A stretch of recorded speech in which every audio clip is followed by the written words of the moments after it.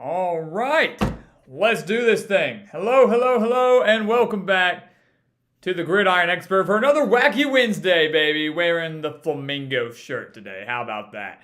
We had bananas. We had we had last week Hawaiian. Today we go flamingos, and we could not be any more excited, really, to bring you our upsets today. Upset Wednesday, where we're going to take your questions, your comments, and just talk college football as a whole. No Robert Sharpton, it's a flamingo. It's a beautiful pink flamingo on this Navy shirt. So bought this one also down in 30A, down where I got the banana shirt as well. So let's have a little fun with this thing because, today, guys, it is Upset Alert Wednesday, right? That's why we do it. Wacky Wednesday, Upset Alert Wednesday. And we will be getting to those relatively soon. And we are very excited to do that and bring those to you guys. But until then, I want to give a couple shout outs here to the guys that are here already. So, what's up, SBO Kennels, Stephen Cuffey, Robert Sharpton, 2016 Cavaliers, Scotty B, Eddie Rose. Good to see all of you here. And, of course, everybody else that will be joining our stream, whether that is tonight or maybe you watch later on tomorrow. Who knows when you guys watch. Just as long as you're watching, as long as you're liking these videos, make sure you hit that like button. We are thrilled to have you. We're pumped to have you. So, I want to answer a few questions in the chat before we kind of get into our set topic for the day. And then after that, it's kind of a free-for-all. We just kind of head into, other comments. We might open up the phone lines, depending on how the night's going. We'll have to be a little bit shorter tonight since we have a couple more videos to produce for you guys. But, we're pumped. And as Steven said, he can't wait to see the big college football games this Saturday. This is going to be, guys, a unbelievable weekend of college football. We've said it a few times already, but it was 2 weeks ago in Week 5 that we were hyping it up, saying this is the biggest weekend of college football we've had since 2017, at least when it came to ranked versus ranked games. There were 5 in Week 5, and we thought that was a lot. How about we outdo ourselves and go to 6? 6 top 25 ranked versus ranked matchups in Week 7. Unbelievable numbers, unbelievable games. I mean, as Robert said, Alabama-Tennessee is the best game this Saturday. No doubt about it. That's the game of the week. But we have the biggest Big 12 game of the year so far, right at the same time between Oklahoma State and TCU. Got another big ACC matchup at the same time between NC State and Syracuse. It's really unfortunate, for us as college football fans. It's kind of unfortunate that the biggest games of the year or the biggest games of the day are all at the same time. You got 3 of those ranked versus ranked matchups coming all at 2:30. That doesn't include some of the other marquee matchups that don't include ranked versus ranked teams. So 3 big ones at 2:30. Penn State, Michigan, huge for the Big Ten. I think it's awesome that not only do we have 6 ranked versus ranked matchups, but every Power 5 conference has a major game that's going to play a major role in their playoff hopes or their conference title races. I mean, you get the Big Ten with Penn State, Michigan. You get the ACC, as we mentioned, with NC State, Syracuse. SEC with Alabama and Tennessee. Big 12, Oklahoma State and TCU. And then at night, 7 o'clock Central Time, we have Utah and USC in Salt Lake City. That's going to be a huge one. Huge for USC and trying to keep their playoff hopes alive. Huge for Utah and trying to play spoiler and keep their Pac-12 title hopes alive. So every Power 5 conference has a huge showdown when it comes to the big ones, the conference title races and the playoff race. So how about that? I don't think many people are realizing that. So that's even more exciting. But again, want to give a shout out to all of you guys here. Want to give a shout out to Teen Raider. Good to see you, my man. Same with Christopher Simmons. Good to see you as well. Eugene Murphy. You think I'm going to have a good weekend with my picks? That's what I like to hear, my man. I believe we're going to have a good week with our picks. I can tell you that. I feel very confident in our picks this week. We haven't had a losing week yet. Over on our expert picks, we haven't had a losing week. We've hit at least 500 every single week. Most of them have been at least 60%. I think I've had a couple 70s in there as well. So well over 500, kicking butt on the expert picks, and I feel very confident that we're going to have another phenomenal week as well, both for college and NFL. Had another great week in the NFL this last week as well. So appreciate you, Eugene, for being here. To answer a couple other questions, let's see. 2016 Cavaliers. What is Alabama's most shocking loss under Nick Saban? I would say 2007 ULM. Yeah, that would be a big one. Got to keep in mind, though, that was his first year with Alabama. So still a bad loss, but he hadn't built Alabama to where he wanted them to be. First year, you're going to have games like that. God, there aren't too many losses, so I don't know exactly which ones I could think of. I would say, honestly, last year when they lost to Texas A&M in College Station, that was a shocker. To be that big of a favorite, to be playing Zach Calzada, to really not be beat up themselves. The only really advantage that A&M had in that game was home field advantage, and Alabama just didn't have a response for him. Calzada lit them up, and Bama, of course, beat themselves in a way. So I'd say that was a pretty big shocker. I mean, God, they haven't lost. He hasn't lost to Arkansas. He hasn't lost to Tennessee. He hasn't lost to Vanderbilt. And even in the non-conference, there haven't been many losses for Alabama. Yeah, they've lost a few national championships, things like that. Maybe Utah in the Sugar Bowl. I know they played Utah in the Sugar Bowl. Oklahoma in the Sugar Bowl. A couple of those bowl losses might have been surprising, but also, I'm not one to say players aren't motivated, but that was one where Nick Saban knows too. Like if he's playing in a bowl game, like unless it's a national championship or I don't care. He's like, I don't really care that much. I mean, they won. They beat Michigan a few years ago when they made the Citrus Bowl, which was a low-level bowl for them. But, I'd say ULM or Texas A&M from last year would probably be those two, and then Oklahoma Sugar Bowl loss in like 2012 or 13, and then the Utah Sugar Bowl loss after 2008 probably.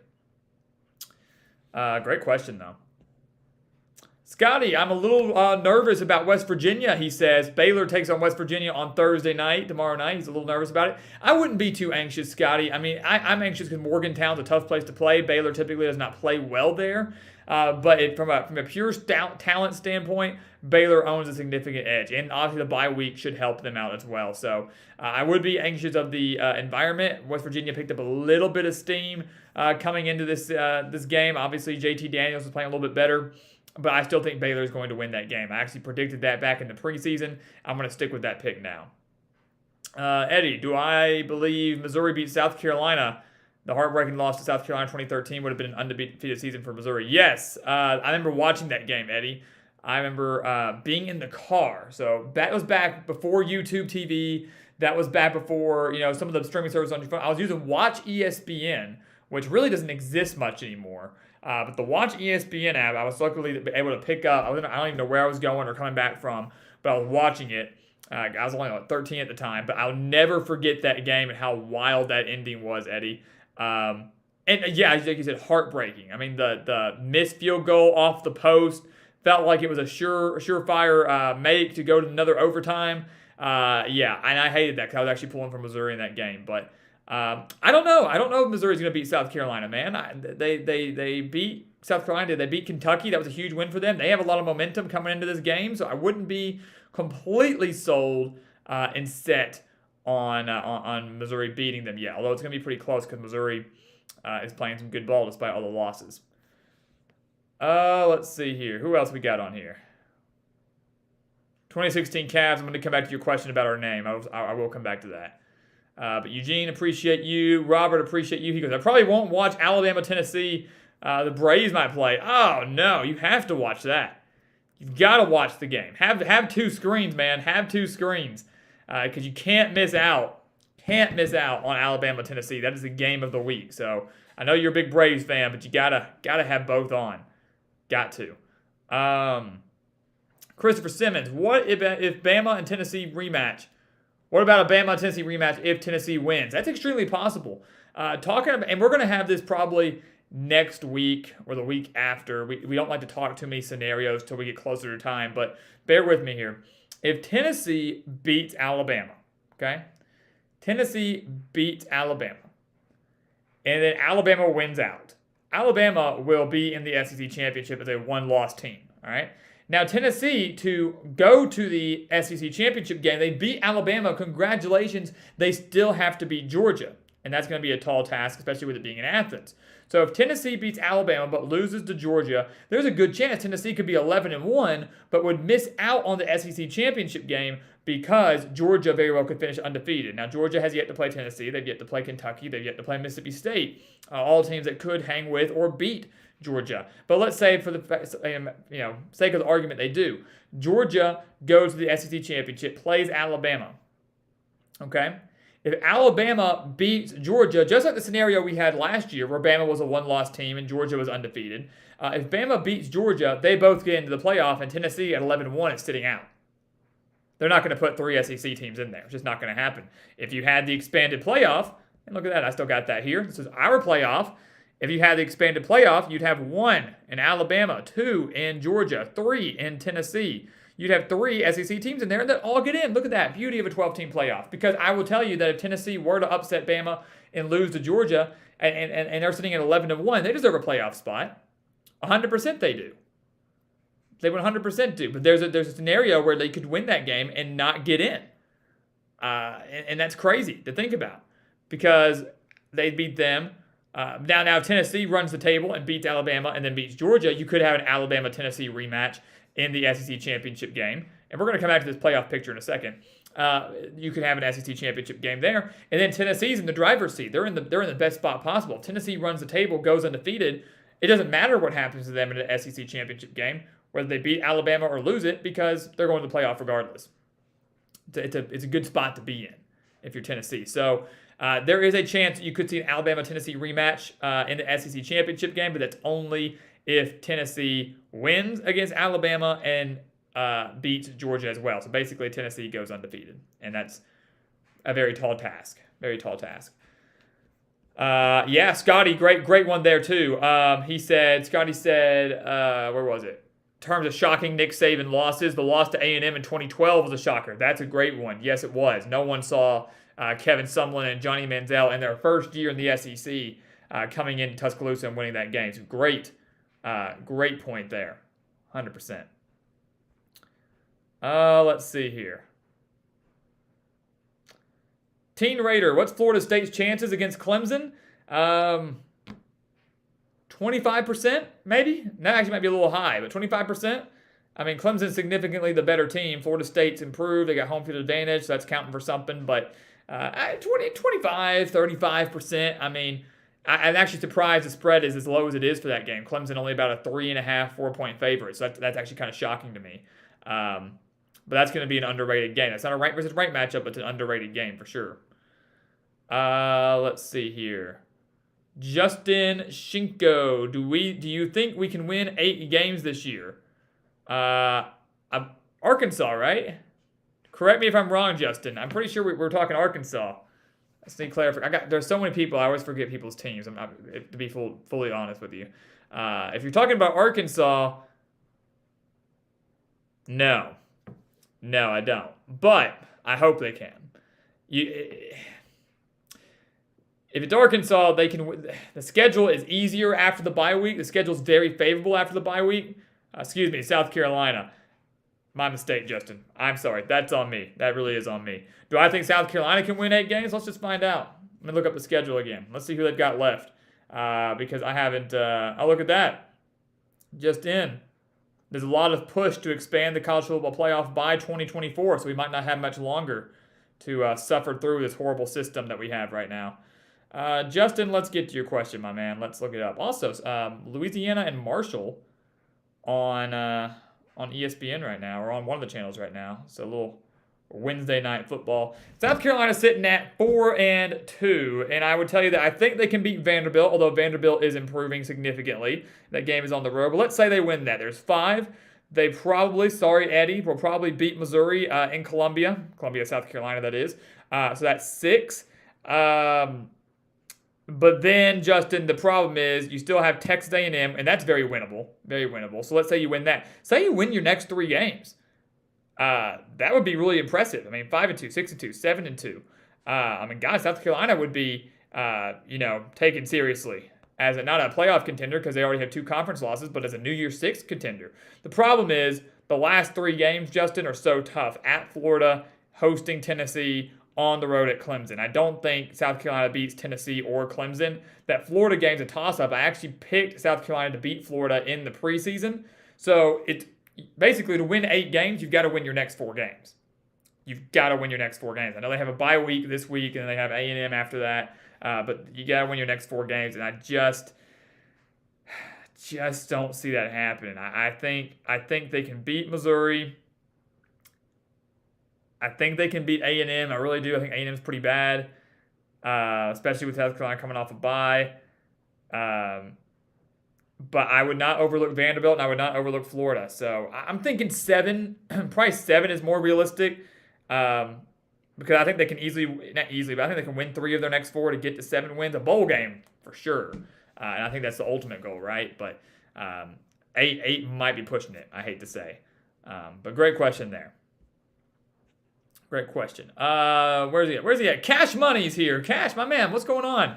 Good to see you, man. Hey, all good. I think it's our man Flobe. He comes in here and he goes, sorry, I was late. I'm sorry, I need to stop being on time. Start being on time. I'm like, dude, we're not taking attendance. Like, we want as many people here as possible. I want you guys to hop in with us and hang out. But I get people got stuff to do. Things come up, unexpected or expected. You know, we're not looking for perfect attendance here. We're just happy to have you. So Cash Money, good to see you, man. Already back out with his big, bold predictions. Florida State beats Clemson 35-28. And how about that? Wouldn't that shake up the playoff race? Would love to see it. I mean, not saying I have anything against Clemson, but I just love chaos.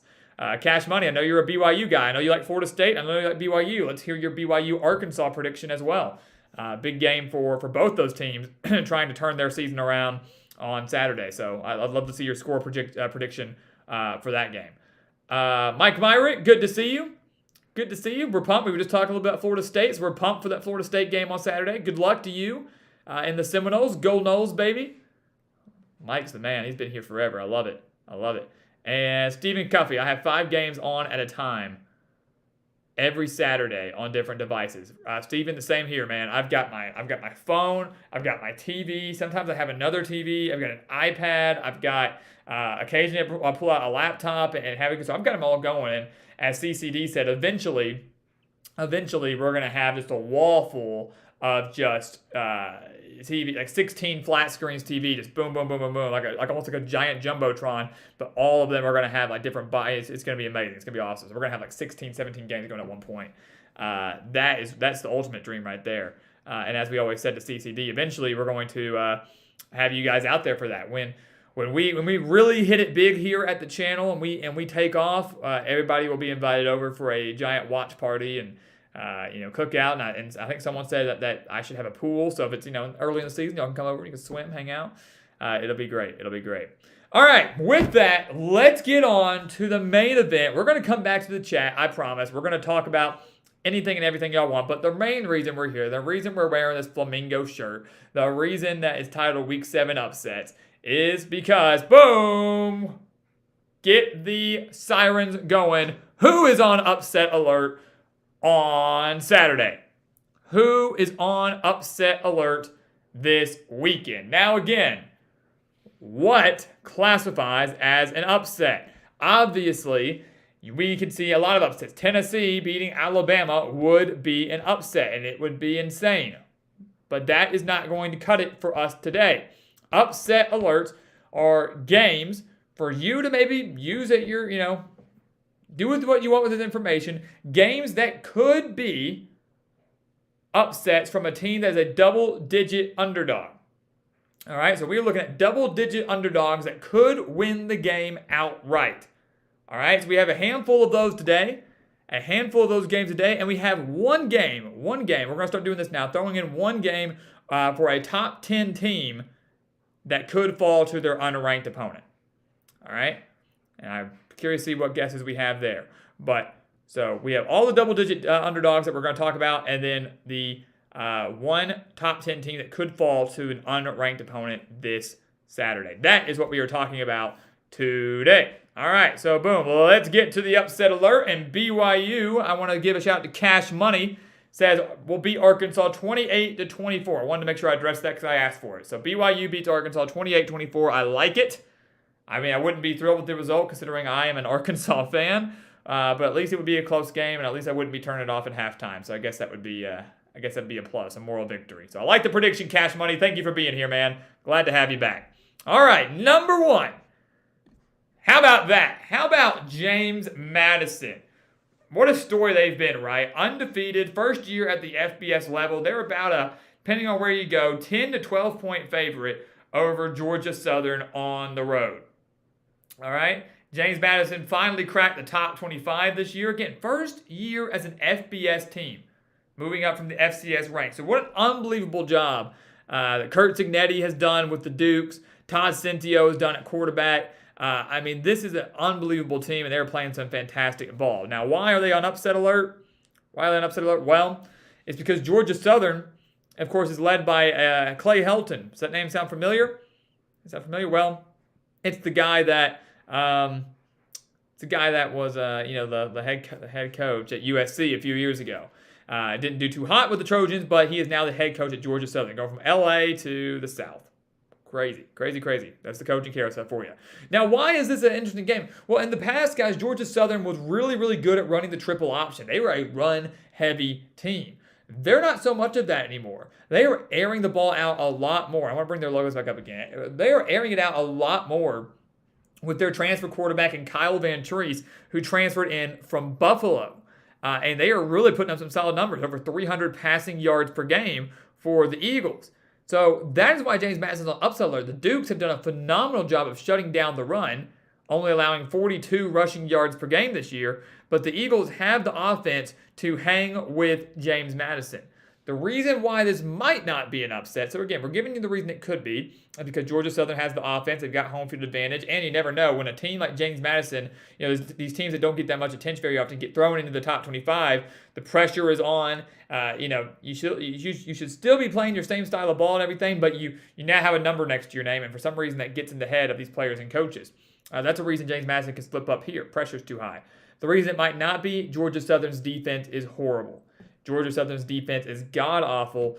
They are horrible against the run. The Dukes are averaging well over 200 rushing yards per game. Georgia Southern giving up well over 200 rushing yards per game. There's a very good chance that the Dukes could come in here, start slow, but eventually wear down the Eagles' defense and pull away for a big win and possibly a cover.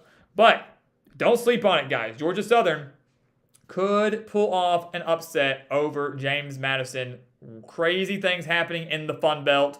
Obviously, we got some Fun Belt action tonight with Marshall and Louisiana. You're going to have more on Saturday between James Madison and Georgia Southern. My man, Jerry Turner. Good to see you, man. Good to see you, Jerry. Glad you're here. All right, number 2. This game isn't exciting. We won't touch on it long. But how about Air Force and UNLV? I don't know how much of you guys keep up with the Mountain West and obviously off-season storylines, but Air Force was supposed to win every single game this year. Air Force was favored in every single game this year, and they've already lost 2 games. Talk about a problem. They've already lost to Wyoming, and they lost to Utah State, so they're not even losing to good teams. If you want to lose to a Boise State or someone better in the Mountain West, even at Fresno State, they're disappointing, but they're bad this year. You lose to them, okay, I understand, but to lose to Utah State, who prior to beating Air Force had lost 4 straight games, including a blowout loss to Weber State in the FCS, that's bad. To lose to Wyoming, who's done nothing this year, that's bad. So UNLV, guys, is a surprising team. They're in at 4-2. This game has major Mountain West title implications, believe it or not. The Rebels, 4-2. Finally have themselves an offense. Very, very balanced, well over 250 passing yards per game. They're pretty solid on the ground as well. Give credit to the Rebels and what they're doing. Typically a team that peaks at 4 wins, they have their sights set on a bowl game and maybe flirting with a Mountain West title if they can get this win over Air Force. And you can't help but wonder, again, the psyche for a certain team. You come into the season with these sky-high expectations. People are thinking you might go 12-0, 11-1, and you're already 4-2. Your ground game is typically very solid, but was getting stopped against Wyoming, got stopped against Utah State. I mean, it's embarrassing, and it's disappointing. And so now the game's on the road at UNLV. They've got nothing to lose. Air Force maybe a little bit down on their luck. Could see the Rebels pull off a massive upset. We've seen Air Force be double-digit favorites against Wyoming. We saw them as nearly double-digit favorite against Utah State. Lost both those games. Now they come on the road to a team that actually has the offense to keep up with them and a defense that's severely underrated. Could see an upset with the running Rebels. How about that? All right. That is halfway through our upset alert. We don't always have that many a week. It's kind of hard to find too many games that we legitimately think could be an upset. There are a lot of double-digit underdogs out there, but there are some, there's no way in hell they're going to end up coming back and making this thing relevant, So, all right, let's go ahead to the next one here, and we've got Nebraska and Purdue. Nebraska and Purdue. Now, this one might come off as a shocker to some as well. Purdue about a two-touchdown favorite over the Cornhuskers. But, this is an interesting game, guys, for me. When I look at this, these are two teams that are actually in contention for the Big Ten West title. That's kind of crazy to think about. Both these teams are in the hunt for the Big Ten West title. Purdue was expected to be. Nebraska, after their poor start, everybody kind of wrote them off. And now they've won back-to-back conference games, and they're actually towards the top of the Big Ten West standings. It's crazy. But you look at Purdue, guys, they're a team that loves to air it out. Nebraska's secondary, not all that great. But the Cornhuskers are starting to get confidence, and that's why I think they could pull off this game. Not just confidence level, not just confidence alone, but you've got a team that wants to play for their interim head coach.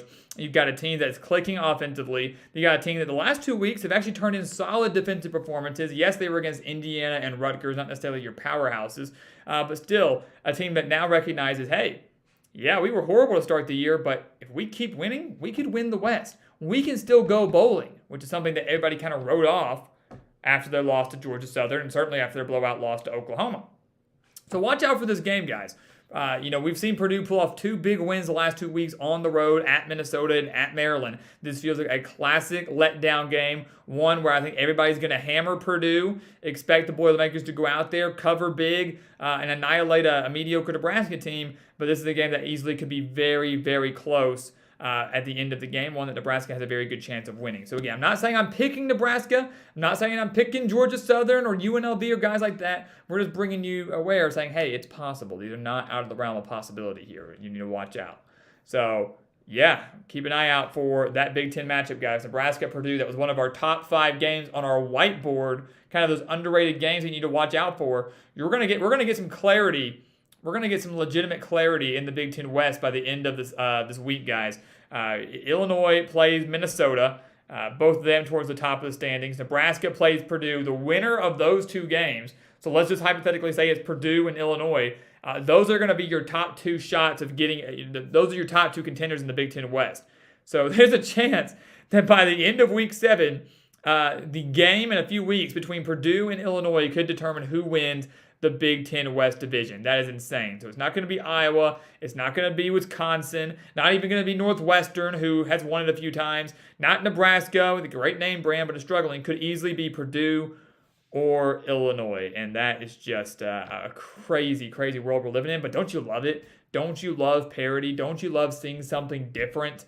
It's going to be a lot of fun. A lot of fun. All right, and the last one that I wanted to talk about, guys, we said those are the 3 double-digit underdogs, all right?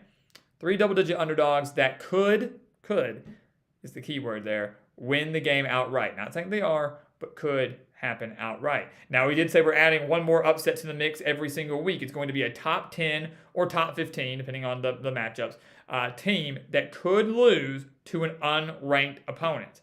So a top 10 team that could lose to an unranked opponent. That obviously would shake up the playoff race, might shake up an individual conference race. This week, there was only one clear-cut answer. Only one clear-cut answer. And believe it or not, guys, we've already talked a little bit about it. It is none other than, boom, Florida State over Clemson. So my man Mike is probably a big fan of that. I know Cash Money is probably a big fan of that. Now, again, I'm not saying I'm picking Florida State over Clemson. Not saying that at all. But I am saying I don't think I'd be entirely shocked if the Seminoles pulled off this upset. I mean, Vegas certainly wouldn't be. It's only about a 3 to 4 point spread in favor of the Tigers in Tallahassee. So you look at this game, guys, dive into it a little bit deeper. I mean, Florida State is reeling a little bit. Back-to-back losses to Wake Forest and NC State. The NC State game, certainly one they should have won. But they didn't. So they've lost 2 straight games. They were ranked against Wake Forest. Now they're out of the rankings. They're reeling a little bit. But if they win this game, they were actually right in the thick of the ACC Atlantic title hunt. Yes, they'd have 2 conference losses. They need Clemson to slip up again somewhere, but they would be in there. And holding the tiebreaker over Clemson is a very powerful thing to have. And you look at Clemson, guys. They are playing really good ball, right? They have really, it's kind of hard to say team is trending up when they're already in the top 4. But Clemson was kind of a team that people were dogging on a little bit earlier in the year. They weren't starting very strong against like Georgia Tech and Louisiana Tech and guys like that. And then they had a great game against Wake Forest, and they go, oh, well, yeah, DJ had a great game. That was a fluke. But did you see the defense? They were horrible. And Clemson said, okay, watch this. Next game, offense still amazing against NC State. Defense phenomenal against NC State. So they have all the key pieces here. But this is just the prime trap game, right? Night game in Tallahassee.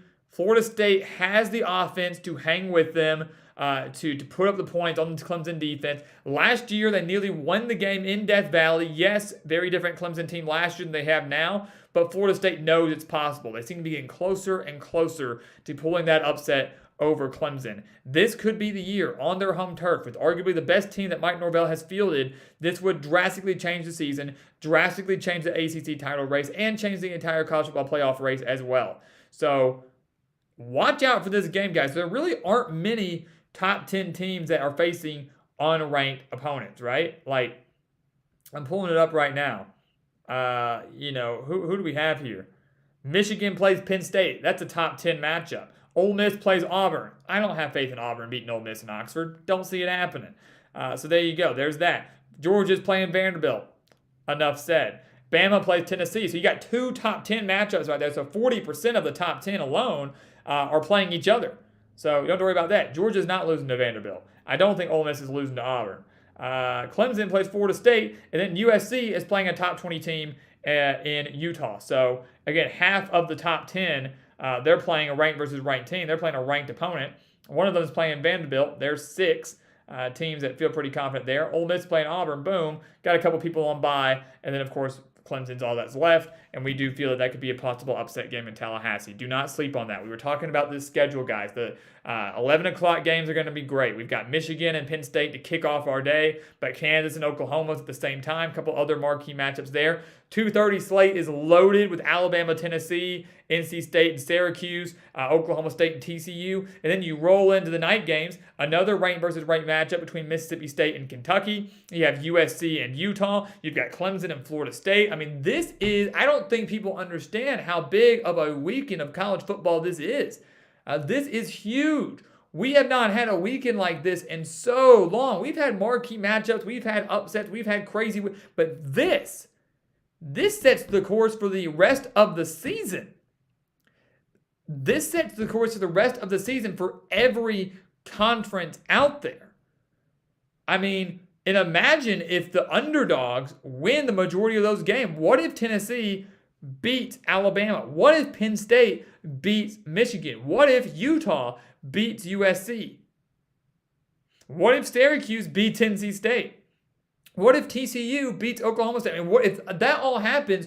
You're looking at a top 10 guys where Tennessee could be the number 1 team in the country, or at least number 2. They would possibly setting up a top 2, top 3 showdown against Georgia in a few weeks. Well, November, I guess, but a few weeks. TCU would be in the top 10 a year after going 4-8 or 5-7, whatever it was. They would be in the top 10 and being viewed as a playoff contender. USC, many thinking them to be the Pac-12's best hope making the playoff, would be probably eliminated from that contention. So now UCLA is in the top 10, and UCLA and Oregon would be the best hopes probably to get a team into the playoff, and they play each other next Saturday, not this one. I mean, not only do we have so many marquee matchups and big-time matchups, but this affects the entire season. It could shake up the playoff picture in such a big way and can create so much chaos. Who doesn't want that? If that does not get you excited, I genuinely don't know what will. You might have to go get yourself tested because this is going to be an unbelievable weekend. Unbelievable weekend. So I know Steven said he typically goes out there with 5 screens at one time. You're going to need every single one of them. You do not, if you have plans this Saturday, unless that plan is going to one of these marquee matchups, you need to cancel them. You need to cancel them because you don't want to miss a single moment of the action. So that was my little rant. I got carried away. I'm just really, really excited about it. I've enjoyed making these videos, sharing these predictions. We put out our Alabama-Tennessee video today. We put out Michigan in Penn State yesterday. We have 2 more coming out tomorrow. We've got 2 more coming out on Friday. We'll have a recap coming out on Sunday. And then we just start the whole process over again. And man, it's going to be fun. It's going to be a lot of fun. So just to recap, upset alert on this wacky Wednesday. I guess the flamingo shirt isn't doing it much today. We've had bananas, we've had Hawaiian, flamingo. Next week we'll have to do a little bit better. We'll have to do better. But upset alert, just to recap, we said there's a possibility that Georgia Southern could take down the newly ranked James Madison Dukes, who unfortunately, guys, believe it or not, this is so frustrating. James Madison will not be eligible for a bowl game. They will not be eligible for the Sun Belt Championship game or anything. It's really, really frustrating and wrong.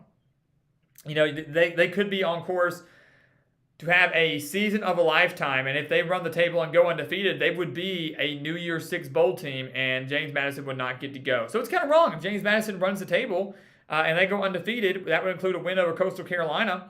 Coastal Carolina would win the Sun Belt East and play for a Sun Belt Championship game, and not James Madison. It's a horrible, horrible rule that the NCAA has among many horrible rules that they have. But that is a potential upset there. UNLV over Air Force. Do not miss out on this game, guys. Very underrated night game there. Air Force was projected to win every game this year. They already have 2. UNLV can continue to add insult to injury if they pull off an upset over the Falcons. Nebraska and Purdue. Watch out for the Cornhuskers. They're getting a lot of confidence back. They're getting their swagger back. Scott Frost, who? No one knows. No one cares. Nebraska has won 2 straight games. They are towards the top of the Big Ten West standings, and a win over Purdue could put them up there alone on top of the standings. Watch out for the Cornhuskers trying to continue to salvage their season in West Lafayette. And then, we've always said, we're adding that one. What top 10/top 15 team could get upset by an unranked opponent? We are saying Clemson could find themselves on the losing end of their game against Florida State. The Seminoles came close last year, gave the Tigers all they could handle in Death Valley. Now it is a night game in Tallahassee, a very difficult place to play. Florida State has their best team yet under Mike Norvell. Watch out. This one's going to be a lot of fun and a great way to conclude our night after what should be an amazing morning and afternoon of college football. So boom, there you have it. How about that? What an upset alert. What a wacky Wednesday. All right, let's go back to the comments for a second, and then we're going to go to our playoff picture again. I want to revisit that for some of you that weren't here yesterday, and obviously just to address a few things that we mentioned earlier with the scenarios. But again, Jerry Turner, good to see you. Cash Money, good to see you. Has TCU annihilating Oklahoma State. So I like that. So he's going bold. He's picking BYU. He's picking TCU in dominating fashion, and then picked Florida State. So he's picking his 2 teams to get big wins, and then TCU, the outlier there. Let's see. David Cattell, good to see you, man. Checking in from Jacksonville. Happy to have you, David. Thanks so much for being here, man. I really appreciate you and all the support, especially on Twitter as well. Coming through clutch on Twitter. So thank you so much for being here. Robert, congrats, man. Off all week for fall break. I'm jealous. Wish I had that. I think most of us, most adults do. But enjoy it, man. Soak it in. Watch some ball. Rest. Sleep in. Know you're a Braves fan. Watch your Braves. And enjoy fall break. It's a very nice time for sure. Evan Russell, also very good to see you, said he's shocked that Florida State's only a 3.5-point underdog. Me too, man. Me too. I don't know how it's happening. Las Vegas knows something that we don't. Maybe someone's hurt, someone's not traveling. I don't know. But maybe they just have that much faith in the Seminoles. Let's see here. 2016 Cavaliers. I did. I'm sorry. I got carried away. I got caught up in the rest of the chat and got carried away with our upset alert. But how did I come up with our YouTube channel name? It's a really good question. I'm gonna be honest with you, man. I don't exactly remember. My brother, who helps me out a lot with the channel, he does some graphics every now and then and things like that. He and I go back and forth all the time. He goes, I'm the one that told you to name your channel that, and I'm like, no, you didn't. I really think, honestly, we were just trying to come up with something creative and nothing bland. Not even something that even had the word college football in it, right? You wanted to have something that was different, stood out, was something that wasn't too cheesy, too childish, but something that people were going to remember. And I know a lot of people I've told me in the past, why didn't you just use your name? Why didn't you just use your name? Like, why didn't you just have, blanks, Alex's channel or Alex G's channel or Alex G TV or whatever? I didn't want that. I wanted more of a brand name. Again, never thinking that it was going to become what it has. If I'm being quite honest with you, we addressed that back in our 10,000 subscriber video. I didn't think. I've been doing this for 6-ish years. I launched the channel in 2016. Really didn't start posting consistently until the summer of 17. So I always say 17 was our official start date. So 5 years really that we've been doing this. 17, 18, 19, 20, 21, 6 full season, honestly. So we're in season 6 in terms of covering college football here on the channel. I didn't think I'd be doing that for 6 years. I didn't think we'd have the numbers we have now and the support we'd have now. It's amazing. We're so grateful for it. But I think, honestly, what it came down to, man, is I was like, what's different? Do you want to call yourself the college football expert or the college football guy? No, you want to be something a little bit different. Battle it out on the gridiron. That's a name, I think a term that is typically forgotten in college football, right? No one typically says, we're going to go watch a game on the gridiron, or these two teams are going to battle it out on the gridiron. But it's going back to football's roots, right?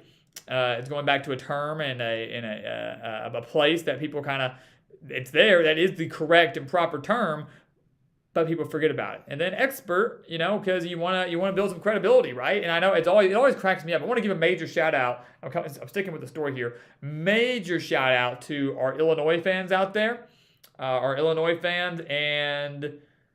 someone else, another fan base out there that's been like just dogging on me all week. Anyway, Illinois fans, I want to thank you all so much for that, because here's the thing.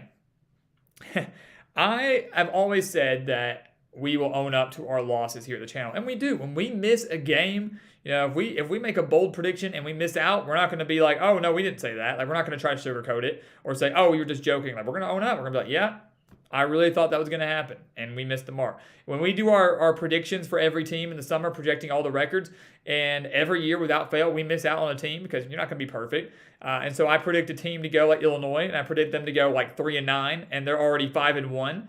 I'm going to sit here and own up to that. Be like, yeah, I missed the mark. Not because I didn't do my research, not because I have something against Illinois. I just, I did the research and didn't think the Fighting Illini were going to be that good, and they surpassed my expectations. So I want to thank the Illinois fans, though, because what they have done for me is they have given me so many more views on that Illinois video. It was doing okay in the summer, but all of them have gone back and revisited that Fighting Illini thing and left comments that boost our analytics. The views give us ad revenue and help other people find it. It's phenomenal. Does it look good? No, because I missed the mark horribly on that, and I hate that. But we own up to our losses. I'm going to admit when I'm wrong. But someone keeps sharing that Illinois video with as many people as possible, and that thing was posted back in like July, and right now it's like one of my top 5 videos in the last 2-3 days. We've posted some good videos these last few days, and that one's up there high up in the rankings. So thank you, Illinois faithful. We appreciate it. Going back to that story, 2016 Cavaliers, the expert part of the name was never intended to be, arrogant or cocky. I don't think it's actually ever come off as that. It was just so people would know, we do know what we're talking about. We're not just going to be there as a talking head and some idiot that likes college football but doesn't study the game. We are studying the game. We're studying the film. We're studying the stats. We're watching every game. We're not like the AP voters out there that go to bed and don't watch Pac-12 after dark because I'm too sleepy and I have to get up early in the morning. And I'm going to prevent a guy like Christian McCaffrey from getting a Heisman because I just didn't watch his game because I was too tired. No, we don't do that. We watch the games. And if we miss a game, if it's like midweek action, or something, we watch all those games. But if we miss it because we got stuff going on to it, we go back and watch it. Go back and watch it. We get the research. We get the analysis. We study what happened in the game. And that's really shown off, I think, in our numbers. When you're beating out over 80% of the national analysts each of the last 4 years, when you are hitting over 80% on your money line bets and hitting over 60% on your spread picks each of the last 4 years, I think that speaks for something. So I think, honestly, the name is kind of was created from the love for the game, the belief that we had. I had the knowledge and the ability to predict and do that well, but also trying to go back to football's roots and ultimately just trying to find something that just would stand out, be catchy, and be something, and obviously become a channel that people would want to come to, would see that name and go, hold on, what is that? What is that? And sometimes people do that, what is that? And then they go watch my Illinois video and they go, huh, yeah, expert, sure, all right. You're not going to be perfect. No one's going to be perfect. You're not going to win every game. You're not going to correctly predict every game, correctly predict every team. You're going to miss the mark a lot, and I have a lot. But at least 8 out of every 10 times were correct, and I think that's a pretty solid number. So hope that answers your question. I didn't mean to go on a tangent for that long, but I thought that was really good question, and wanted to address that a little bit. So thank you very much for bringing that back to my attention. And I hope that answered your question. Ohio State beats Iowa 45-2. Cash money, do you really think Iowa's going to score that much? Do you really think they're going to score that much against Ohio State? That might be too much, honestly. That might be too many points. But that would be, yeah, it's going to be ugly. It's going to be ugly. Okay, last thing that I want to do as a set topic, right? Our set topic. We did this yesterday. But here's our 12-team playoff as it stands right now. And I'm going to leave this up for a little bit to address a question that someone asked earlier. And I know we kind of looked at it earlier. Here's how it would look right now. Now remember what the 12-team playoff would be, guys. Remember how that's going to be structured. Remember that it is the highest-ranked conference champions from each of the 6 conferences. So the 5 Power 5 conferences and the highest ranked group of 5 champion get in. But that is not your 1 through 6 team, right? So that's not going to be the teams ranked 1 through 6.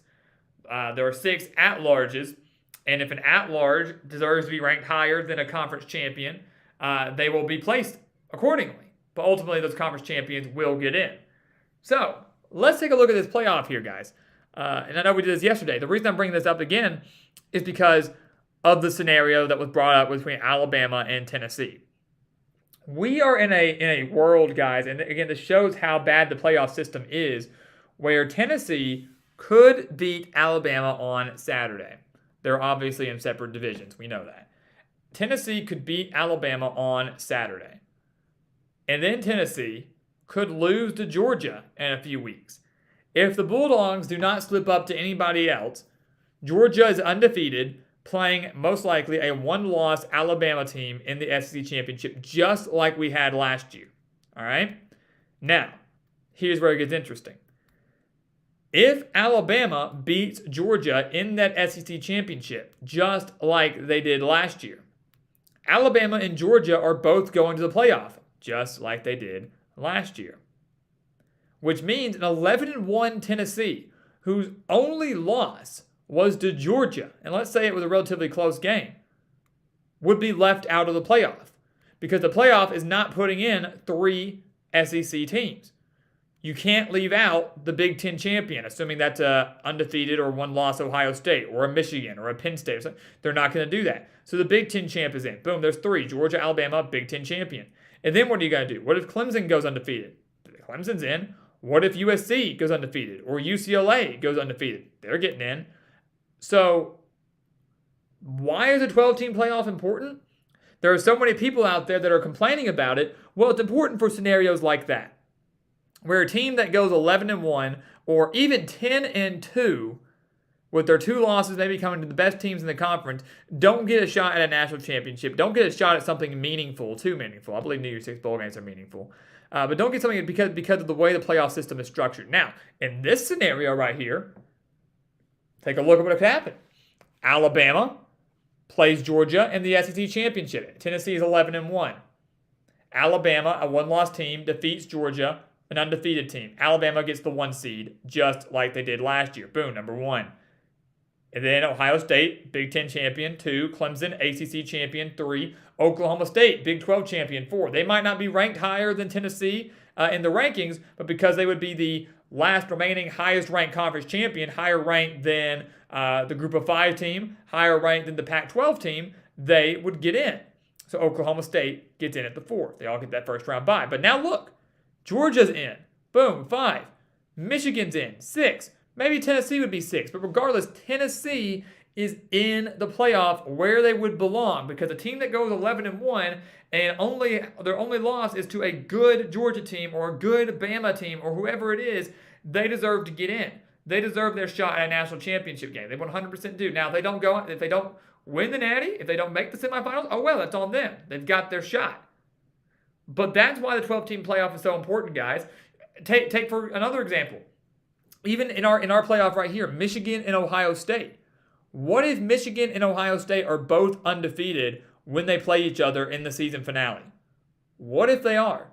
And let's again say Ohio State beats Michigan. It's in Columbus this year. So you're telling me that an 11-1 Michigan team wouldn't go to the college football playoff because you're only allowing 4 teams in? Pretty much. But in this scenario, Michigan does get in. Look, they're in as a 6 seed. Because let's say they're both undefeated. So let's say Ohio State's number 1, Michigan's number 3 or number 2 when they play each other.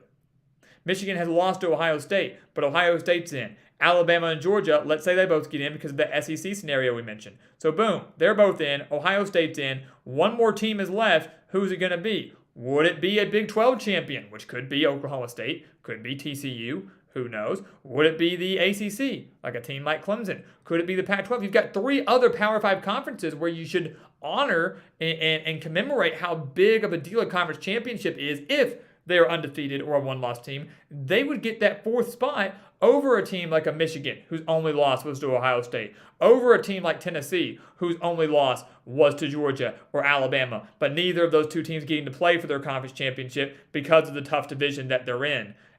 It's a flawed system. Now, again, that's a very hard scenario to happen. A lot would have to happen for that to become a scenario.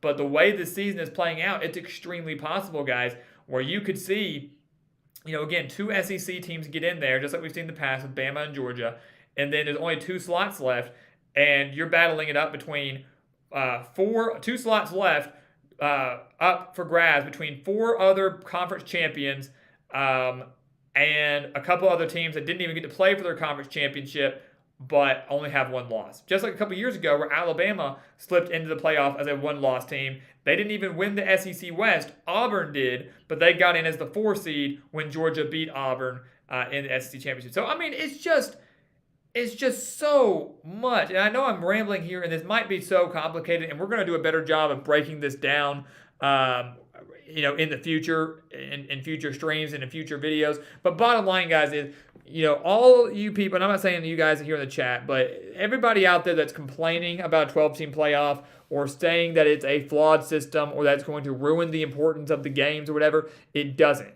What it shows to me, it doesn't ruin the importance of a game because you want to try to do the best you can so you get that first round bye, just like in the NFL. Do we think the NFL games are meaningless? You can lose 3 games in the NFL and still get a 1 seed. Does that mean they're meaningless? No, it doesn't. You're still working your butt off to get the 1 seed. What this shows me is it gives teams, it doesn't mean your season's over when you lose once. And I don't think that should be the case. When you lose 1 game, your season should not be over. And I just want to make a point right now. In this hypothetical playoff here, which is based on our current GE Top 25 rankings, that's what this playoff looks like. Do you see a single team in here that has more than 1 loss? Do you? No, you don't. You don't. Oregon has 1 loss to Georgia. Michigan's undefeated. USC's undefeated. UCLA, Tennessee undefeated. James Madison undefeated. Penn State undefeated. Your top 4 undefeated. Now, obviously, a lot can change in the next 6 weeks. Obviously, a lot could change. But there's so many people out there that are thinking, we're going to have, 3, 4 loss teams in the playoffs. No, you're not. You're really not. Unless we just have an insane year where everybody is winning and beating up on each other, which could happen. You're not going to have that. But again, ultimately what this comes down to is hoping that the College Football Playoff Committee ranks the teams appropriately and doesn't rank a 3-loss, say, hypothetically, a 3-loss Florida team up at number 10 above a one-loss, USC or something because of, quote, strength of schedule. I mean, you got to hope they do it right and they don't put teams in there that are undeserving because of ratings or name brand. But if they do it the right way, you're not going to see multiple 3-4 loss teams in the playoff. You're going to see teams that are deserving of the playoff and teams that would have never had an opportunity to have their shot at playing for a national championship if you stuck with the 4-team system. So this is fun, guys. I mean, honestly, I really think this is a good, fun scenario. It's fun to sit down and just play with the idea of what a 12-team playoff would look like, play with the scenarios, obviously looking at those matchups that we had on there. I mean, how awesome it would be to see two great offenses in Tennessee and UCLA, the winner of that having another great offensive showdown the next week against Ohio State. To see Alabama and Oregon, which is a matchup that I think everybody had been wanting to see. We've had opportunities to see them in national championship games, never got that opportunity, never happened. So I think the playoff is going to spark so many great matchups. It's going to give teams better opportunities. The games are still going to mean something, but it's also going to give us fans and players the peace of mind saying, oh man, okay, we just lost to Alabama. We just lost to Georgia. We just lost to Clemson. But our season is far from over. One loss has not ruined our season. And in some cases, 2 losses have not ruined your season. Take Tennessee, for example. I think Tennessee would still make the playoff if they lost to Alabama and Georgia. But that's it. A 10-win team, yeah, they're not making the SEC championship by any means, but would probably make the top 12 because their only losses are to the top 2, top 3 teams in the country. I mean, it's just common sense. It's just common sense. Excuse my rambling. No, it took a lot, but it's just the way it is. It's just the way it is.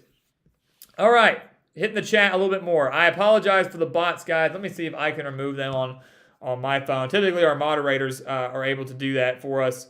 I don't think we have any moderators in the chat tonight. Let me see if I can fix this. I don't think we have anybody on the chat tonight, unfortunately, that has that beautiful blue wrench by their name that has the power to remove. Let's see. Boom. I think they're gone. Look at that. Look at that. Magic. Call me a moderator. Bob the Builder. I'll fix it. The Best Savage. What's going on? I'm happy to see you, man. I still really enjoyed our call last night. Stream's going extremely well. I did say it would have to be a little bit shorter tonight. We're already into hour 1, believe it or not. So we might be heading out here relatively soon, but we still got a little bit.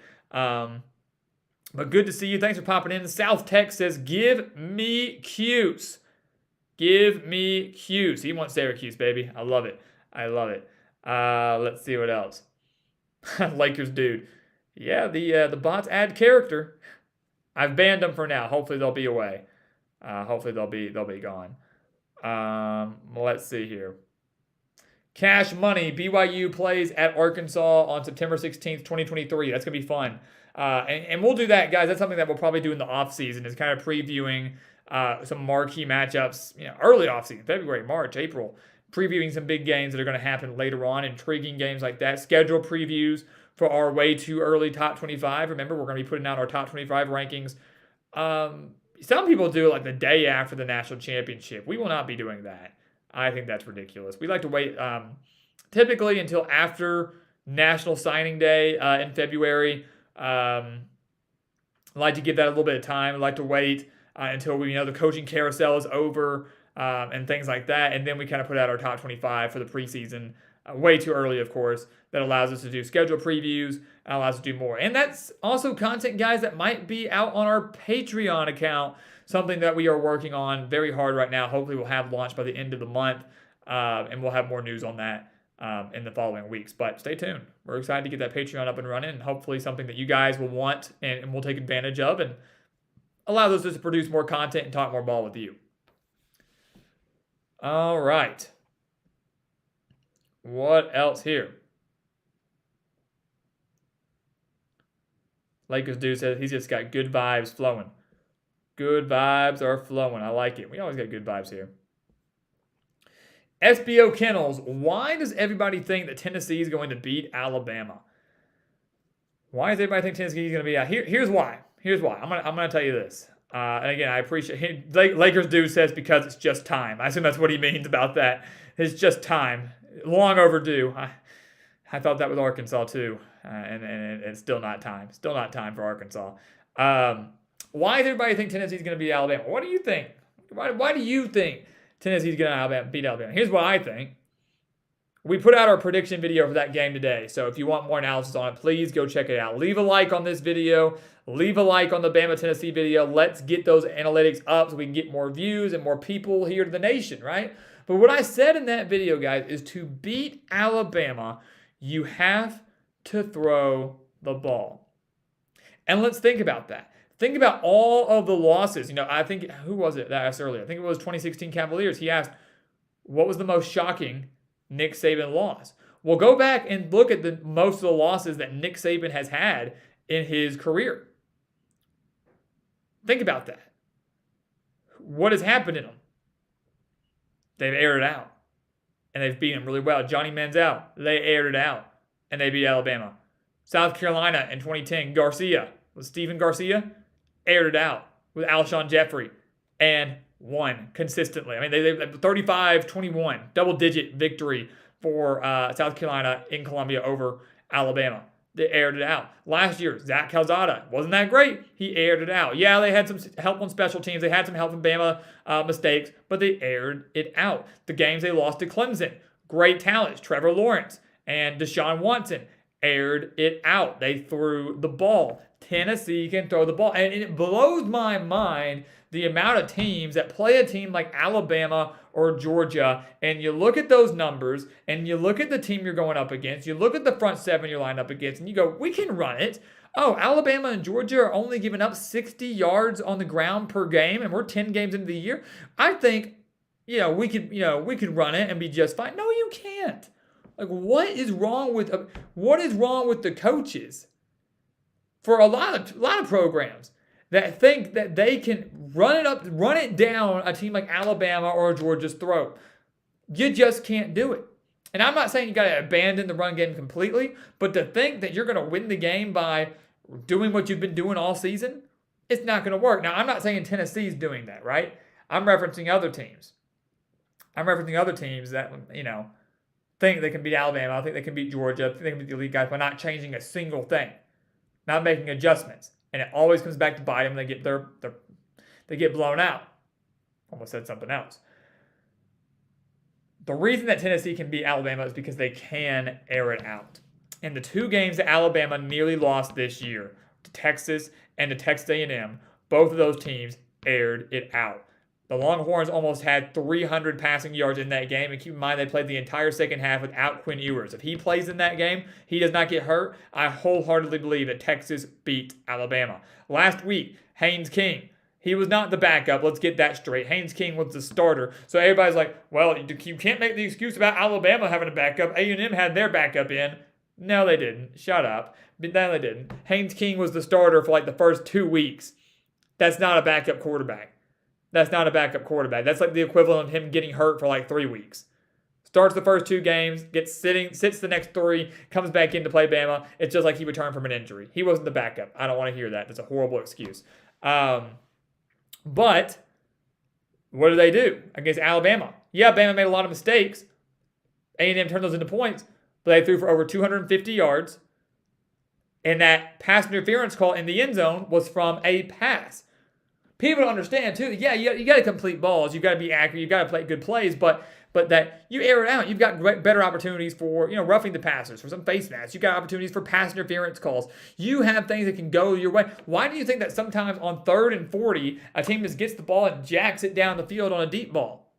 Why do you think that? Because you got nothing to lose. If you catch it, great, it's a first down. If you don't, you have the opportunity to draw a pass interference call, which gets you 15 yards and a first down. Air it out. Bama's going to make mistakes. They're not immune to pass interference calls. No one is. Some are from the referees, but, Bottom line is, Tennessee has one of the best passing attacks in the country. They can air it out. Now, we do know that Tennessee has a horrible secondary. Additionally, though, Bryce Young, he's not 100% healthy. Don't let anybody tell you differently. He's not.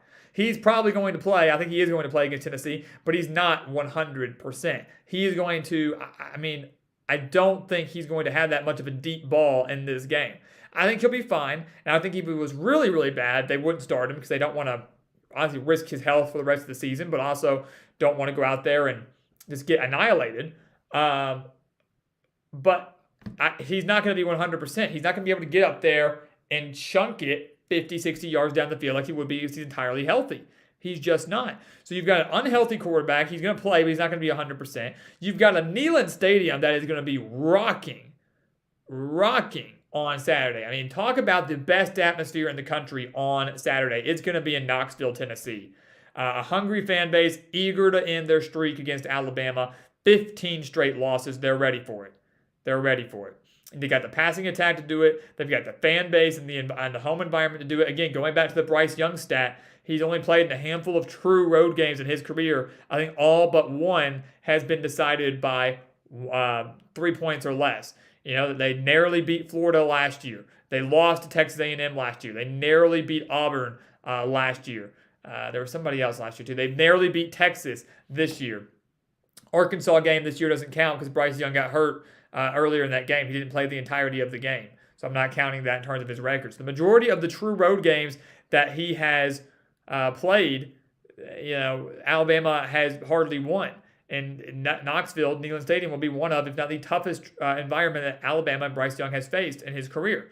So much funneling into this narrative that Tennessee could beat Alabama. Now, on the flip side, there is something to be said for the psychological advantage. I mean, no Tennessee player or coach was on the staff or on the team when the last time Tennessee beat Bama. You know, I think there's the historical factor in there. The historical factor, of course, when it comes to that. But you wonder if Tennessee mentally will be afraid of losing this game. We haven't beat Alabama before. We hung with them a little bit last year, still lost by 28. Can we get it done? You know, you worry about that. You worry about the mighty Alabama team. But, you know, one thing that I've always talked to people about when it comes to facing the Giants, when you face a team like Alabama, when you face a team like Clemson, when you face a team like Ohio State or Georgia or someone like that, if you are scared and you are like, oh, like you're freaking out about that team, you've already lost, right? If that's because you look, these players and coaches aren't immune. If you're a middle of the road team and you're playing Alabama, you know who Alabama is. You know who you're lining up against. And if you go out there thinking you don't have a chance, like, hey, look, I'd love to beat Alabama, but they are Alabama, so probably not. Then you've lost. You've lost the game before you even snap the ball. So you know, it's a mind game. And you hope that doesn't play a role for Tennessee on Saturday. So many things that go into that game, guys. And we broke it down a little bit deeper into detail in our video that we posted earlier today. And, of course, shared the official prediction for that as well. All right, let's see here. I like it. Scotty B says, good vibration from the Beach Boys. That's a good song. I like the Beach Boys. It's good stuff. Let's see.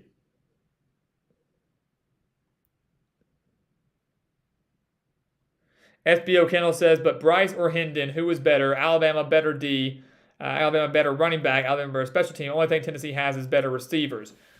Sure. Would you have said that last year, though? I mean, same thing last year, too. I mean, against like Texas A&M. Like, who had the better quarterback? Alabama. Who had the better running backs? Probably Alabama. Could have made a case for A&M, but probably Alabama. Who had better wide receivers? Alabama. Who had the better defense? Thought Alabama. I mean, yes, if we break it down on paper, you know, I think Alabama does have the better defense. Quarterback up in the air, and actually give the edge to Hendon Hooker in this game because he's more healthy. So Hendon Hooker owns the quarterback edge. Running back edge is not in significant favor of Alabama. Yes, give it to Jahmyr Gibbs. Sure, I'll give him that edge, but it's not like Tennessee has bad running backs. Jalen Wright, Jabari Small, they're pretty solid. They got a good 1-2 punch in that backfield. So, running back, almost even, slight edge to Alabama. Tennessee, yes, owns the edge at receiver. Offensive line, roughly even. Special teams, maybe Alabama, but they were missing kicks. Reichard missed, 2 kicks last week against A&M? 3 kicks. I mean, field goals are going to have to be made on Saturday against Tennessee. So, I wouldn't say it's a significant edge in Alabama's favor. I'd say it's about even. And that home field advantage, I really think, is going to play a huge, huge role on Saturday. I really do believe that. JJ is here. I thought the same thing, Lakers dude, when his name popped up. He goes, "Are you JJ McCarthy? Are you?" He goes, "I wish I was, but I'm not." I was like, dang. We get you on the show right now if you were. Uh, Lakers dude said, "I'm gonna find me a gridiron lady through these Tinder dating sites." You go for it. You go for it. I've been told that Tinder actually works pretty well for actual relationships. I don't think that's what the ad's for. I don't think they're wanting you to find your soulmate there. But hey, you might. You never know. You never know. Um, Lakers dude also said Tennessee should start Joe Milton. They'll win. That would be something, wouldn't it? Dying breed. The Volunteers cannot defend the pass. They'll lose by 14-17 if Bryce Young is healthy. He's not going to be 100% healthy. I also am not sure they're going to lose by 14-17 if they lose. I really feel like this is the year that even if Tennessee loses this game, they give them a really, really tough fight. The last time we saw a one-possession game between these two was back in 2015. Alabama won 19-14. And Scotty goes, special teams matter. I actually watched highlights from that game today. Went back and watched it. Special teams matter. That year in Tuscaloosa, Tennessee was unranked. Alabama was number 8. All right. Tennessee missed 2 field goals. 2 field goals. One before half, and I believe one in the third quarter. When they took the lead late in the fourth, about 6-ish minutes left, they took a 14-13 lead. Now imagine if he had made those 2 field goals. It'd be 20-13. So they have a full touchdown lead. So the best Alabama could do was tie it because they wouldn't end up going for 2 in that scenario, right? So the best they could do is tie it. Special teams matters. He makes those 2 kicks. Alabama and Tennessee most likely go to overtime because yes, I know the game ended with that big fumble, that strip sack on Josh Dawes fumble, game over. Do we think Tennessee would have been that aggressive had the game been tied, knowing they had overtime? You know, do they just kneel the ball and go to overtime? Do they do that? The dynamic of the game changes, the urgency changes, the motivation changes. Again, 2 missed field goals most likely would have had that game going to overtime, and then who knows what happens? Maybe Tennessee still loses. Maybe they be in the streak then, and yeah, it goes from there. You know, you just don't know. You just don't know. So Scotty's exactly right. Special teams matters, guys. Not only on field goals, but on extra points. And I want to say something about punters, man. Punters are severely underrated and can easily change the outcome of a game, guys. Field position is so key. So you've got a punter punting from his own 15, 10-yard line. He only gets it to the 50. Well, ain't going to do you much good, right? You got a punter that kicks it from the own 10 or 15-yard line, gets it down at the 35 or the 30. That 15 to 20 yards can make a big difference. Field position is key. We've seen a lot of mistakes of shanked punts and guys that just can't get the ball down the field and gives their opponent really good field position and ends up coming back to bite them. So special teams are so crucial. And I've actually got a couple friends of mine. I've got our good friend, y'all have seen him on here before, Noah Caldwell, was the long snapper for the Sam Houston Bearcats. They won the national championship in the FCS during that spring season. He's got a beautiful, beautiful national championship ring. A good friend of mine.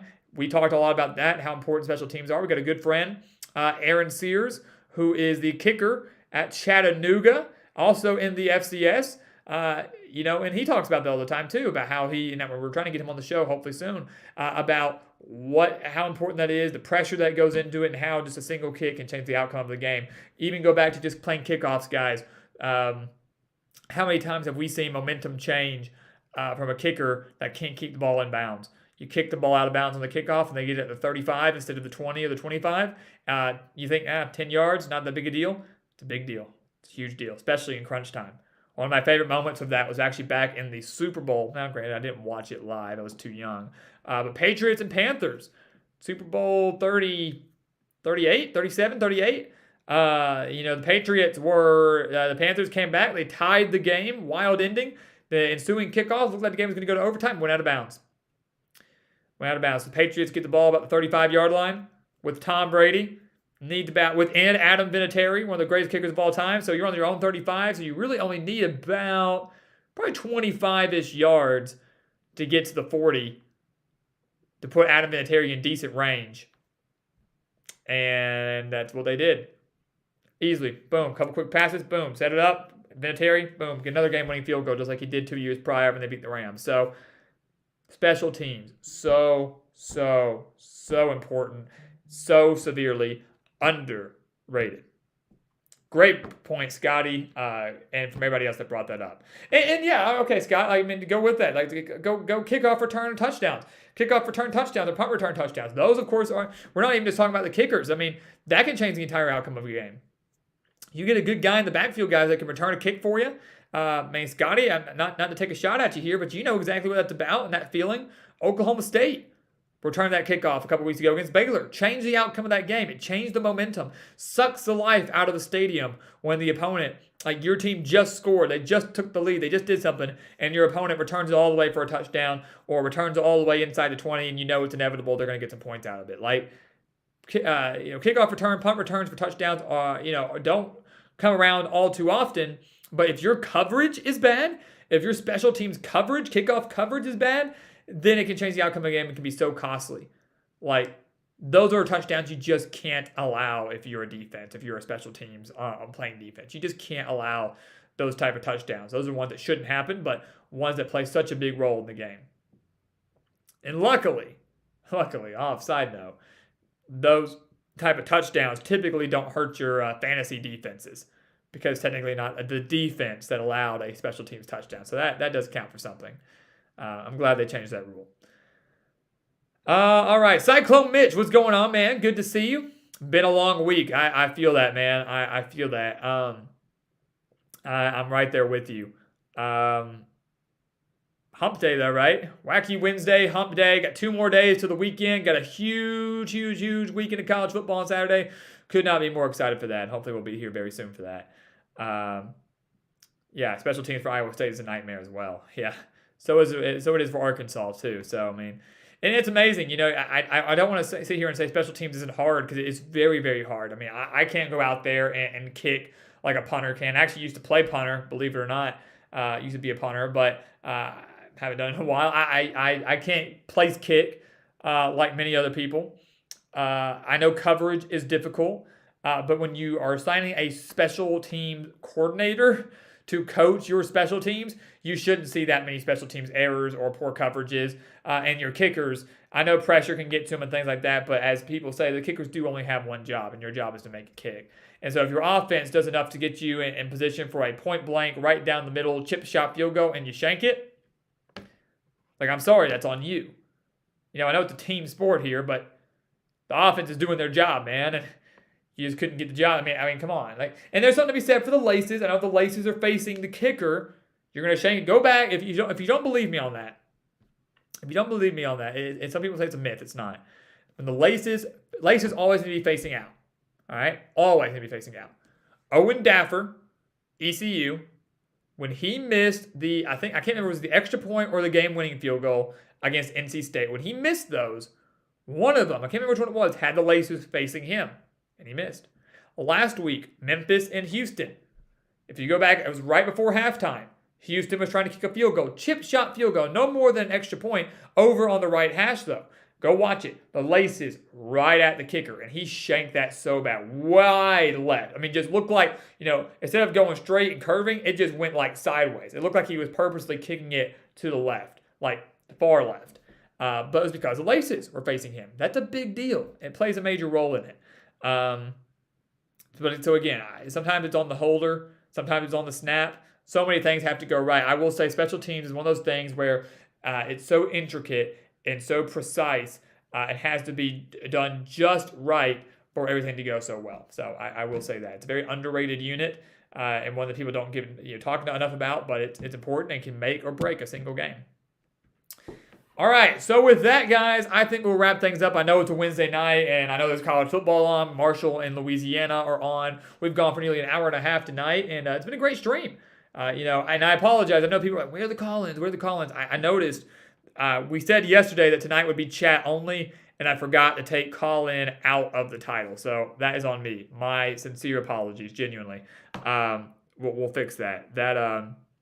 Last night we clarified that it would be chat only because we'd like to be able to do both. Just to have different styles. But we're going to change that. So apologies on that, but that will conclude our live stream tonight. Now, the last thing I will say is over the course of the weekend, I will be moving to a new location. I'm very, very excited about that. So we should hopefully have a different background. I know this one's getting kind of old. Different background, a different setting, things like that. So I want to give that to people that are watching live now. We'll put posts out there regularly. There is a chance we might not have a live stream or live streams next week. They will resume the very next week. But for those of you that have moved, whether you've moved houses or moved to an apartment, moving in or moving out, whatever the process is, it's a pain, man. It's gonna be a pain. I'm my house here now is covered in boxes. Got the U-Haul coming on Saturday. I'm not supposed to get there till Sunday, but we got a lot of moves and a lot of things to do. And so if the setup is not quite there and a spot to do live streams, and I'm afraid it might not be in terms of getting Wi-Fi set up there, that can be a pain. Wi-Fi set up, make sure the place is presentable. We might not have a live stream next week. They of course will be back the very next week. And we'll put out a written post on YouTube and on Twitter for those of you that follow us there. So make sure you just stay tuned for that. But I just wanted to give everybody a heads up what we're going to do. But it's exciting. Doggy says going to miss the place. I'm going to miss the place too. I genuinely am. I'm going to miss it. This is where it all began, right? But the beauty of it is we've got even bigger things coming at this new location. We've got a really solid foundation, and so hopefully this is where things started, and this next place is where things will really start to take off. So we're excited for it. I'm excited to start producing from there. I'm excited to show you guys around that place. I'm excited to get started up there, but just want to give everybody a heads up with that process, and that way people weren't freaking out and we didn't have a live stream next Tuesday or Wednesday, because it's more than likely probably will not happen, unfortunately. Just wanted to give everybody a heads up. But with that, we'll keep you updated. Thank you, Cyclone Mitch. I appreciate that. I'm really looking forward to it. But I am so ready for this I'm ready for this to be done. I'm ready to be done with it all. But we're really looking forward to it. So with that, guys, thank you all so much for another fantastic Gridiron Expert live stream. Wacky Wednesday, baby. Come on. These poor flamingos didn't get nearly enough attention. People loved the bananas. They loved Hawaiian. And then they go, flamingos. Okay. That's nice, I guess. All right, so now we know we don't have to wear this one again. We'll make sure to have something else going forward. But I appreciate you guys for joining us for our annual Upset Alert Wednesday, our Wacky Wednesday, previewing some of the potential upsets, but also previewing some of the top games such as Tennessee and Bama, Michigan and Penn State, and of course our playoff picture as well. But thank you all so much for a fantastic night. Go enjoy the rest of your Wednesday. Go watch the end of Marshall and Louisiana. That means you, Tinder. That means you. But we appreciate you guys. Cyclone Mitch, Doggy, Scotty, Robert, JJ, Cash Money. Good to see you, my man. Glad to have you back. Lakers Dude 7, SBO Kennels, Mike Myrick, my man. Stephen Cuffey, Jerry Turner, Justin Shinko, Teen Raider, the best Savage, Eddie Rose. We appreciate 2016 Cavaliers. We appreciate every single one of you. Again, thank you all so much. Cash Money, he goes, I like flamingos. Thank you. Thank you. We, all of them, appreciate that. So maybe we'll bring it out just for you somewhere down the road. But I appreciate you, Cash Money. Thanks again, and good luck to BYU and Florida State this weekend. We'll be looking forward to recapping those here in a few days and getting your takes on those on our next stream, whether it's next week or the week after. But you guys have a great rest of your night. Enjoy the rest of the games. Enjoy your college football weekend. Again, we have 4 more prediction videos coming out. 2 tomorrow, 2 on Friday. So big time content coming your way. So while this might be the last stream for a while, we still got plenty of content coming out. We can't wait to discuss with you with those down in the comments. But until the next stream, guys, have a great night. Enjoy your weekend. And we'll see you next time right here on the Gridiron.